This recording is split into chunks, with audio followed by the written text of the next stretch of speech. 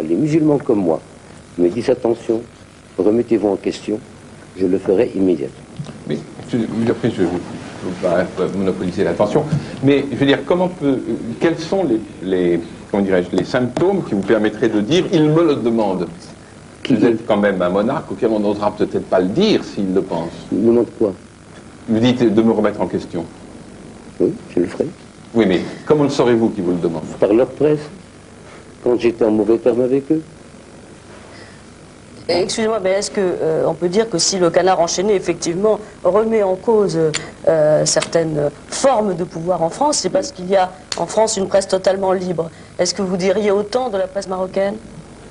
Je ne parle pas seulement du canard enchaîné, je ne veux pas non pas beaucoup de presse en parle.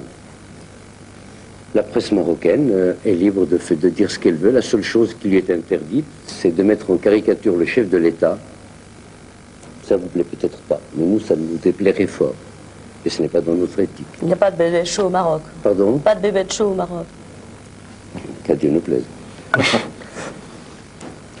Alors, je crois qu'on peut poser aussi la question des droits de l'homme. Vous nous avez dit, Majesté, qu'on pouvait vous poser toutes les questions, donc on est là pour vous les poser. Bon. Est-ce que vous réservez un sort particulier à vos opposants? Et est-ce que ce sort particulier peut, à juste titre, émouvoir tous les mouvements humanitaires du monde entier? D'abord, madame, je n'ai pas d'opposant au sens stricto sensu du mot. Les personnes qui sont détenues le sont par décision de justice.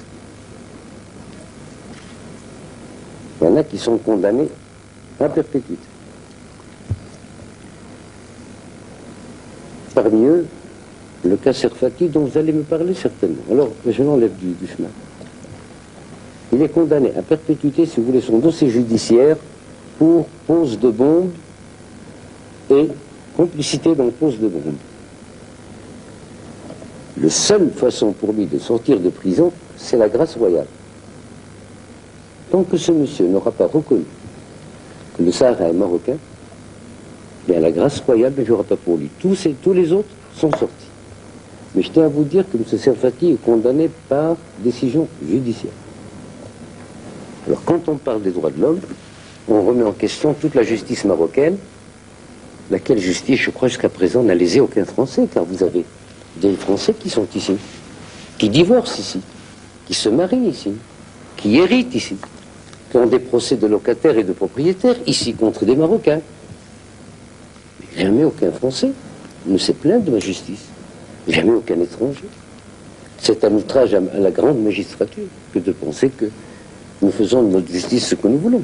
Tout de même, sur les conditions de détention, il y a peut-être des choses à dire, notamment sur un bagne dont plusieurs témoignages, sur lequel nous avons plusieurs témoignages, mais qui, selon les communiqués, etc., n'existe pas. Alors, est-ce qu'il existe, le bagne de Tamarmat? Madame, les témoignages ne valent que par les témoins.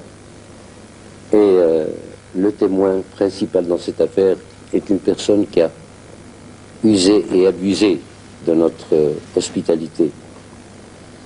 Du reste, je l'ai fait prévenir qu'il n'a plus le droit de remettre les pieds au Maroc. Vous faites allusion à qui, pardon? À Madame Serfati. Il y a à peu près 10 ans, nous avions, avec la presse française, le même entretien, et il portait aussi sur les prisonniers. Alors vous avez posé cette question assez abrupte, est-ce qu'il y a des prisonniers politiques au Maroc?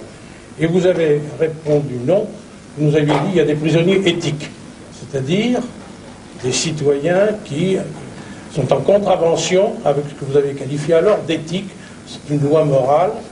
Est-ce que vous êtes toujours sur la même longueur d'onde ou est-ce qu'il y a une modification de votre comportement? Je me souviens très bien que vous avez dit prisonnier éthique. Oui, je pense que le patriotisme est une éthique. Je pense que le fait de défendre son territoire est une éthique. Naturellement, elle est beaucoup plus stricte que l'éthique du CSA.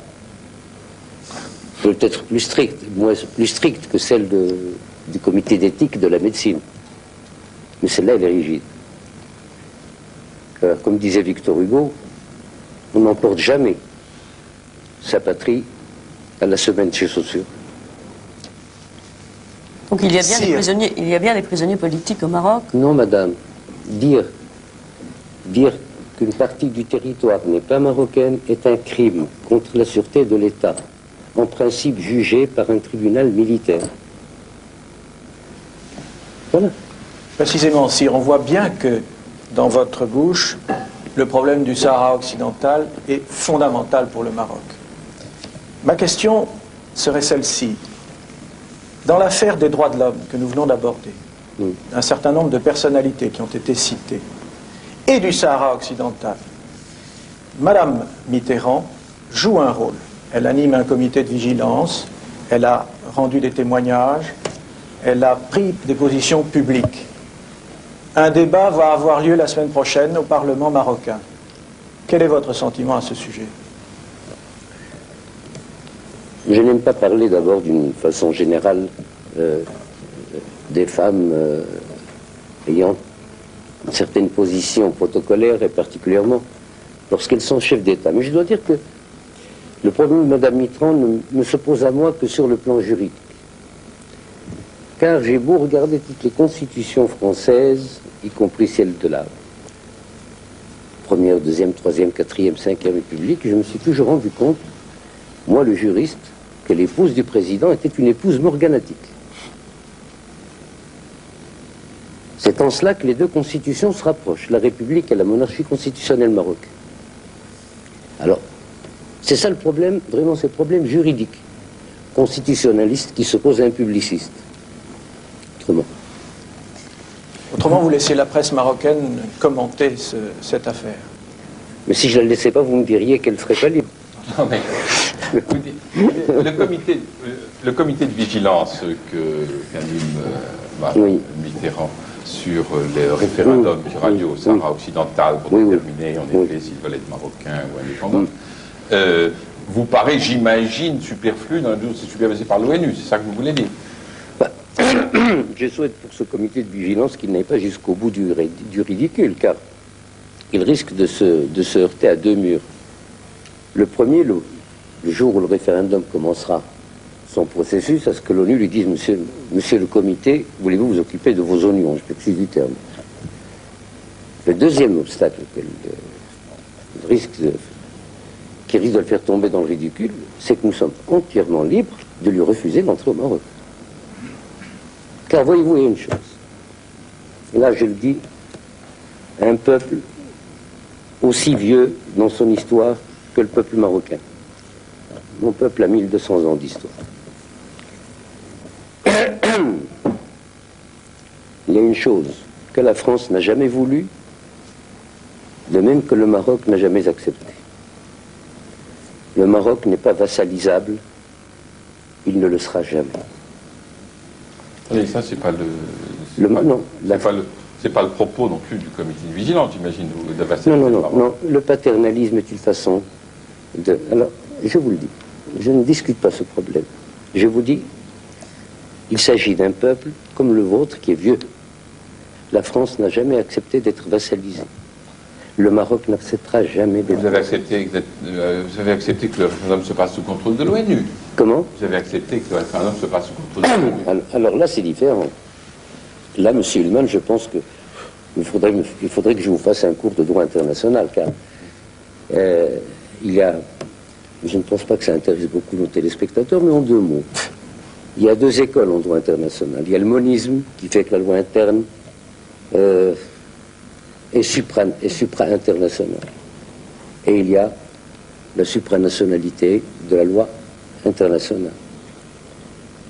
Que l'ONU rentre parce qu'elle représente la vertu du monde entier, je l'accepte. Tout à fait normal, ce ne serait pas la première fois. Qu'un comité qui ne représente que lui-même rentre, c'est autre chose. Je ne peux pas aller plus loin dans cette explication de droit international. Sire, je crois que tout de même maintenant, le moment est venu de vous poser une question directe. À votre avis, avec tout ce que nous venons de vous dire, oui. Quel est l'avenir des relations entre nos deux pays? Vous savez, vous avez bien dit deux pays. Je pense qu'on ne change pas du jour au lendemain pour des raisons futiles, conjoncturelles, des relations qui sont séculaires. Car je crois que les premières relations entre nos deux pays ne datent pas seulement des Alaouites, de ma dynastie. si sur le plan mécanique, certains rouages grincent, ça ne veut pas dire que pour autant on doit changer tout le moteur. Je pense que l'avenir entre nos deux pays est appelé à un cheminement commun, mais je dirais peut-être un peu plus franc et un peu plus pudique. Il ne s'agit pas pour nous de coopérer en maillot de bain ou en bikini. Il s'agit